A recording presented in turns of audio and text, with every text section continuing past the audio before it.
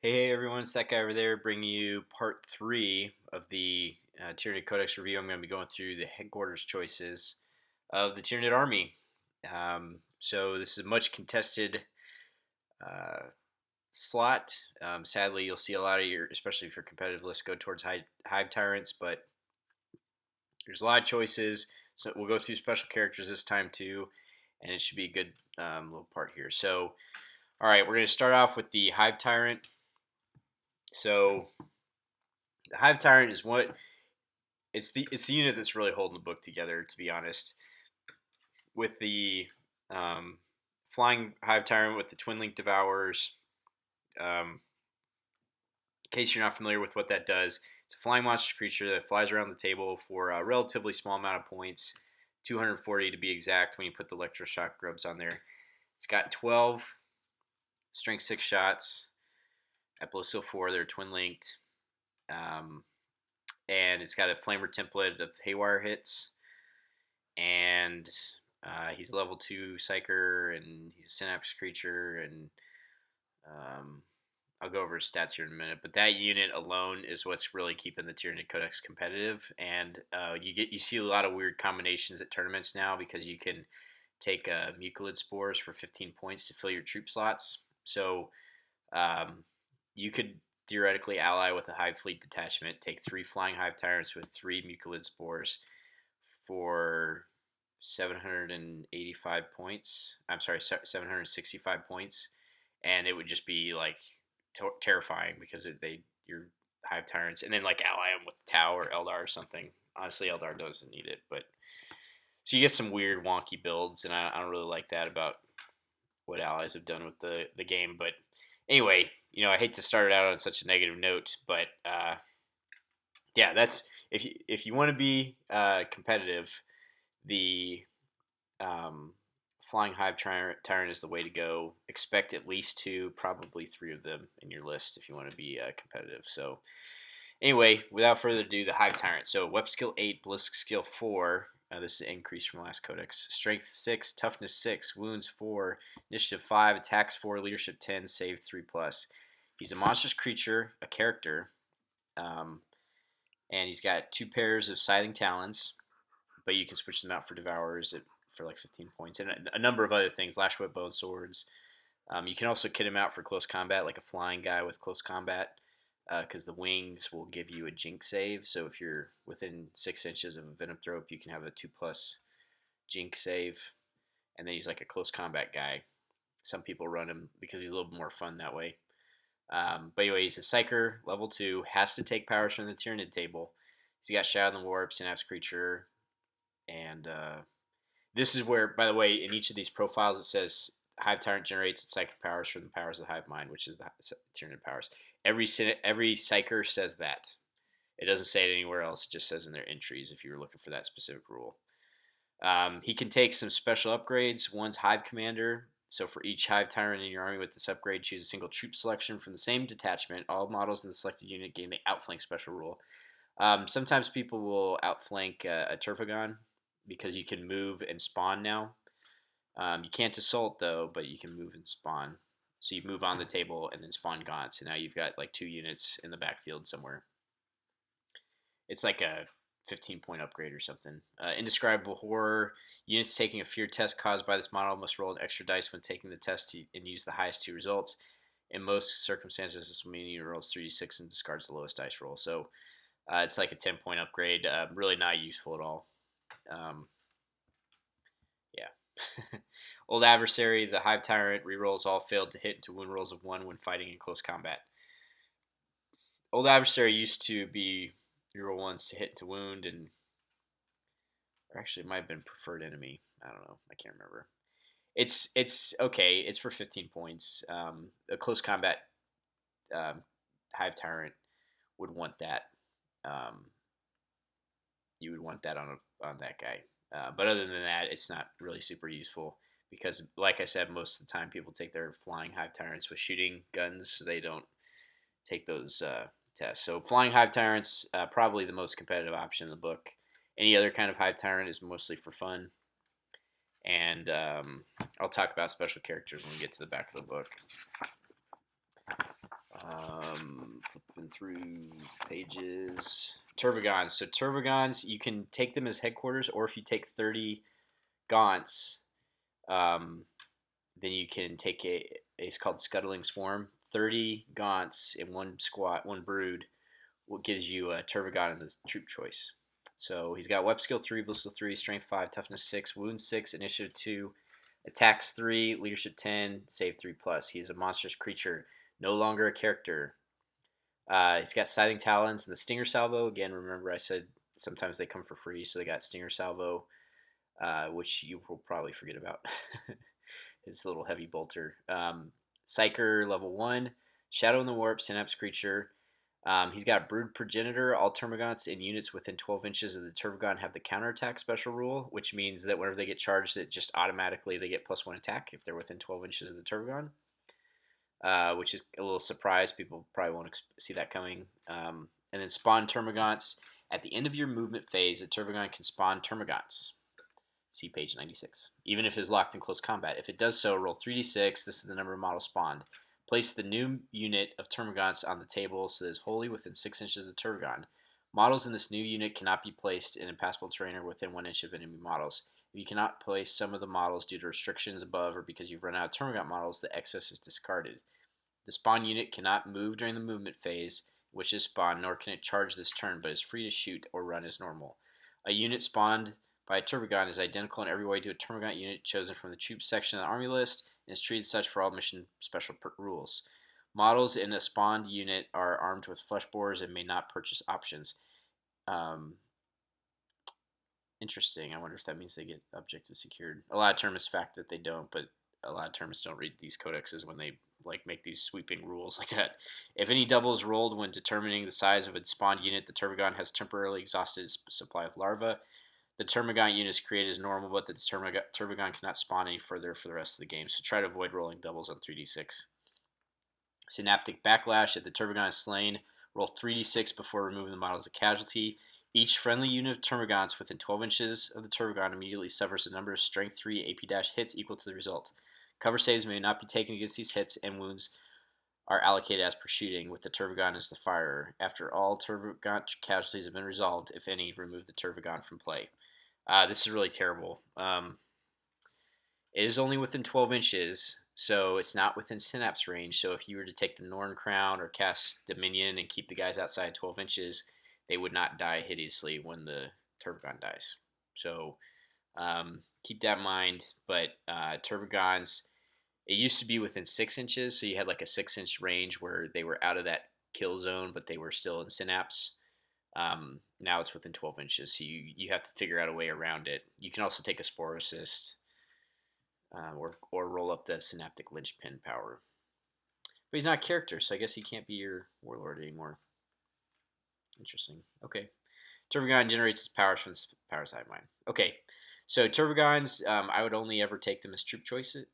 Like I said, the Flying Hive Tyrants, unless you're trying to build a list that is intentionally not trying to take them because everybody takes them, or I don't know. I mean, you would, if you're trying to bring like a fluffy list or something, you could bring theoretically you could bring 5 Termagons, and that used to be a pretty good list, but they increased points from 160 to 195, and the Termagants can't assault now the turn they get spawned, so that list got a lot worse, even though, I used to play that list. It was pretty fun. But now it's pretty much dead, especially because you can't pick your power anymore. You used to just buy psychic powers. Now you have to roll, and it's not good. So, like I said, only would ever take them as a troop choice, but they can hold down a section of the table, spawn more Gaunts out, and if you can figure out a way to get them an 18-inch Synapse range, then they can actually wow, they're not characters, so they can't actually take the Norn Crown. I've never tried, but I just realized that. So, okay, so Termagants, they should just be in the troop choices, to be honest. You used to only have to take 10 Termagants to unlock them, but now you have to take a full unit of 30. So not only did they become 35 points more expensive, which is almost 25% more expensive, but now you have to take 120 points of Gaunts as opposed to 50 in the last codex. So yeah, it's that list got quite a bit worse. Let's see. Okay, the Swarm Lord. He is a special character Hive headquarters. I'm sorry, he's a special character Hive Tyrant. He is weapon skill 9, which means if you're weapon skill 4, you hit him on 5s. So Space Marines are hitting him on 5s. Ballistic skill 4, he doesn't have guns though. Strength 6, toughness 6. Wounds 5, so he's got one more wound. Initiative 6, he's got one more initiative. Attacks 4, leadership 10, save 3 plus. Monster creature character. He just comes with synaptic linchpin, which, if you remember, gives him plus 6 inches to his synapse range. He's a mastery level 3 psyker. He's the only level 3 in the book, which is pretty good. That means he gets a pretty decent mixture of powers from the powers of the Hive Mind, in addition to Dominion. So he really gets all the powers except for 3 of them. Shot on the Warp, Synapse Creature, Alien Cunning. Whilst the Swarmler is alive, you must add 1 to your reserve rolls.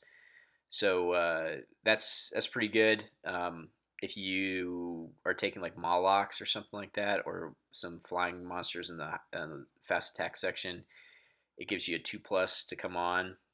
And if you have the Bastion with a reroll comms relay, you can reroll that. So that's good. That's what a lot of players tried to build towards with the last book, when you could reserve everything, but you can't reserve everything anymore. So without automatically losing. So anyway, it gives you something you can do. A little bit of some reserve control. Swarm Leader, at the beginning of your turn, choose either the Swarm Lord's unit or one friendly unit from Codex Tyranids within 18 inches of Swarm Lord. Then choose one of the following special rules: Furious Charge, Monster Hunter, or Preferred Enemy. The chosen unit has that special rule until the end of the turn. So I probably would always take Preferred Enemy. Monster Hunter could be good because you get rerolls to wound with your shooting and your close combat. Furious Charge I would only take in special circumstances, like if you're going against a vehicle or something. Maybe that's a good way of putting it. Furious Charge against vehicles, Monster Hunter against monster creatures, and then Preferred Enemy against everything else.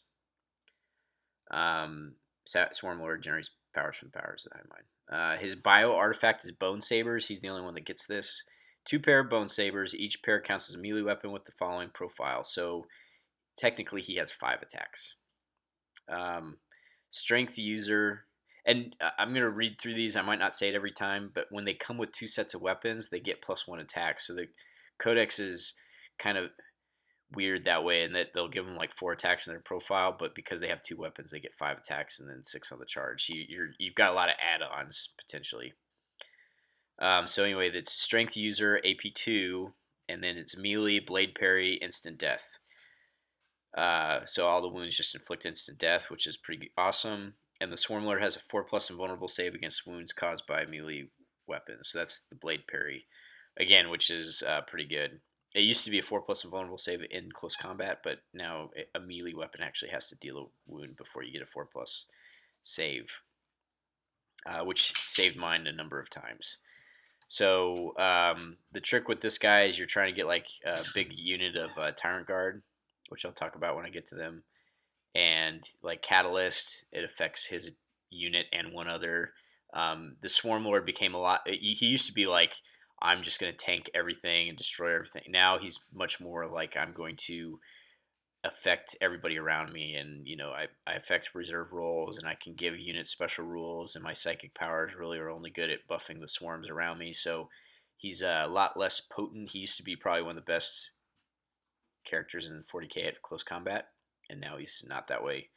But he's much more of a lord of the swarm, So I used to run him all the time, and I haven't really run him in 7th edition, or since the new book came out, to be honest. Yeah, so he's more of a fluffy choice. The instant death, he used to make people reroll vulnerable saves in close combat, but he lost that. So anyway, he's pretty fun, even just being mastery level 3. But I think flying Hive Tyrants are much more competitive. We'll quickly talk through Old One Eye. I haven't really ever used him. He's Web Skill 3, Ballistic Skill 3, Strength 10, Toughness 6, 4 wounds, initiative 2, attacks 4, leadership 8, save 3+. So really, he's a Carnifex with +1 strength.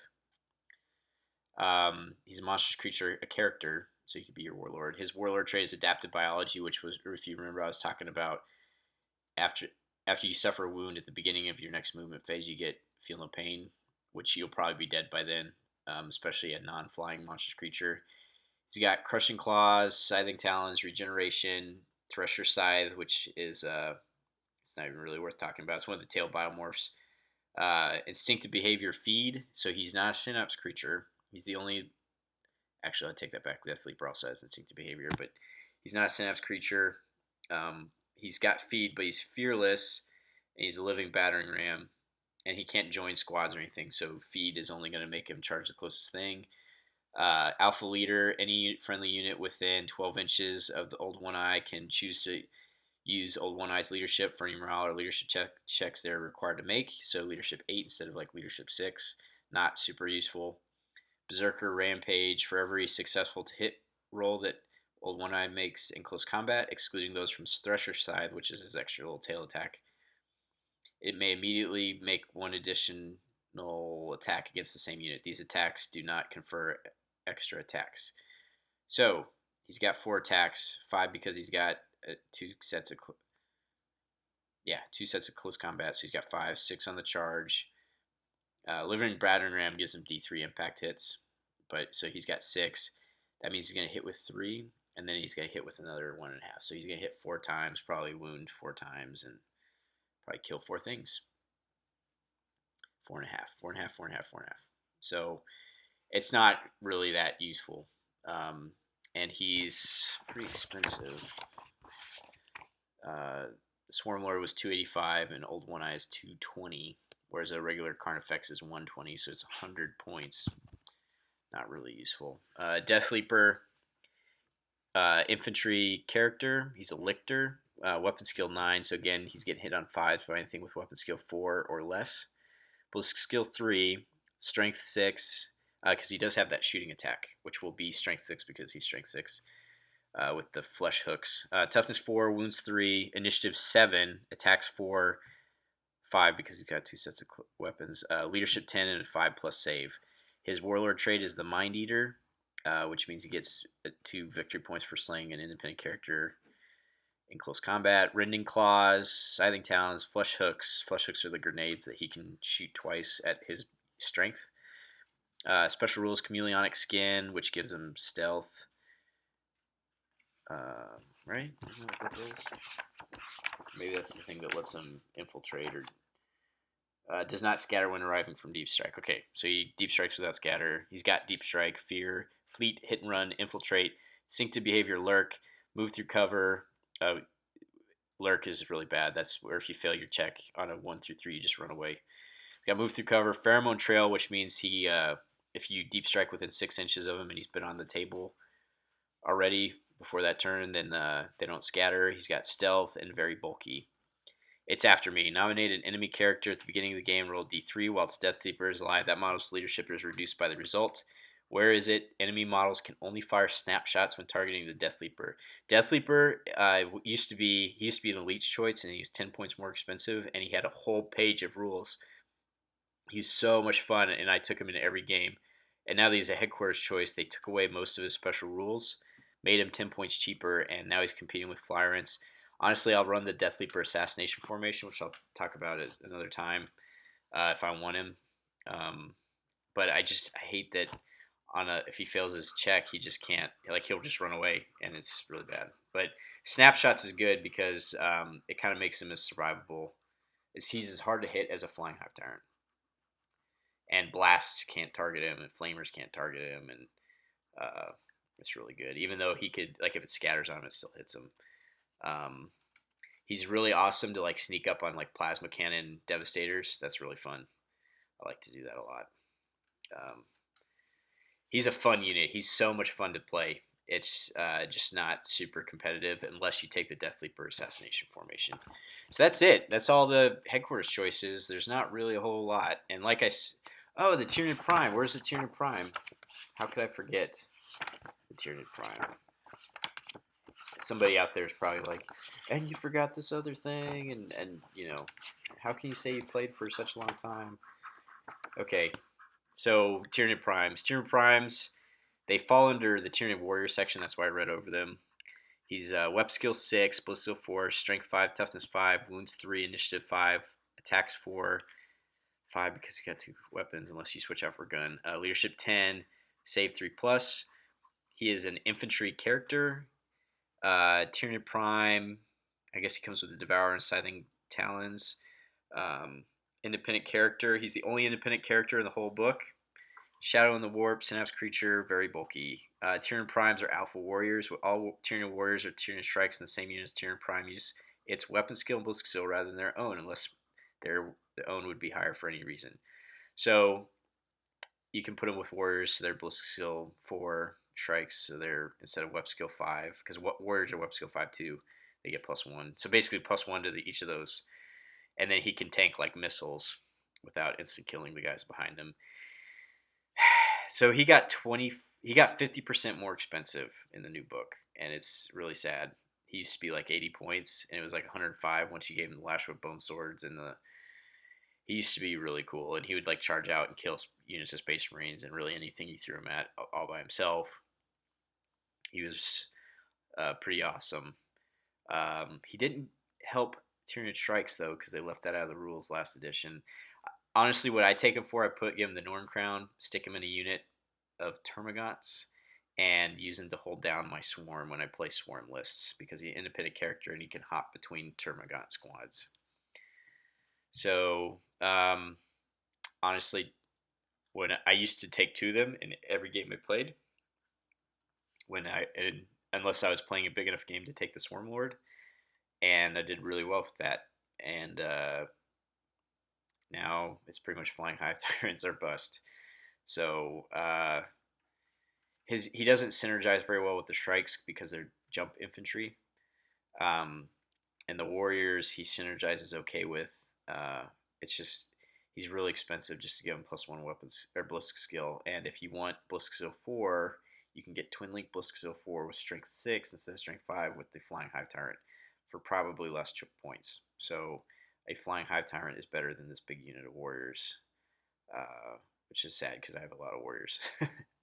So, and I have I think I have 2. Yeah, well, that's what I used to run. So anyway, those are all the headquarters choices.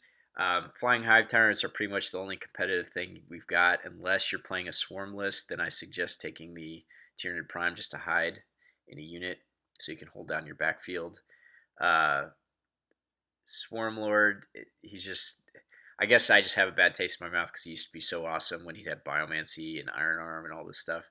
He doesn't have that anymore, so I just haven't taken him since he lost all that. And yeah,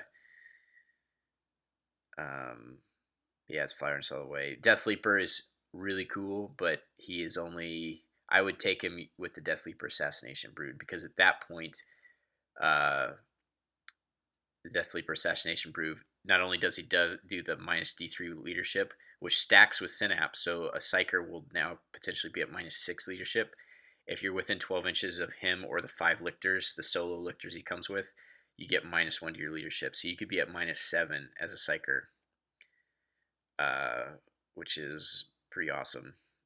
So I would definitely, it's worth it because if you're taking Death Leaper, you're going to be taking other lictors, and it's worth the 380 points that you pay to get that really awesome formation. And they get preferred enemy characters and stuff, and he just gets better against characters in close combat. And so, yeah, it's kind of sad that Flying Hive Tyrants are our best bet, but you will see competitive lists with anywhere between 3 and 5 of them. And that's kind of where we're at with Tyranids right now. So anyway, I appreciate your time with the headquarters choices. I'll move into elites, troops, fast attack, heavy support, formations, and then the Leviathan book to close it out. So please like, comment, subscribe, and I'll catch you next time. Thanks.